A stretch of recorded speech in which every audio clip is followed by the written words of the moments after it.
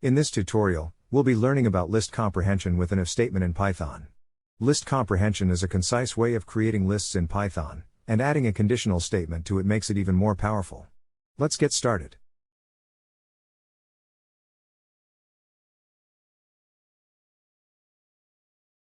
Here, we created a list called numbers which contains integers from 1 to 10.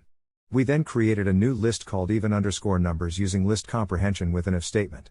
The if statement checks if the number is even by using the modulus operator, %. If the number is even, it is added to the even_numbers list. As you can see, the even_numbers list only contains the even numbers from the numbers list. Let's try another example.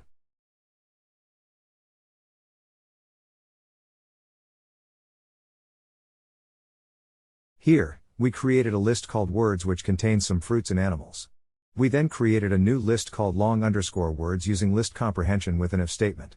The if statement checks if the length of the word is greater than 3. If the length is greater than 3, it is added to the long_words list. As you can see, the long_words list only contains the words with length greater than 3 from the words list. That's it for this tutorial. Now you know how to use list comprehension with an if statement in Python to create concise and powerful lists. Happy programming!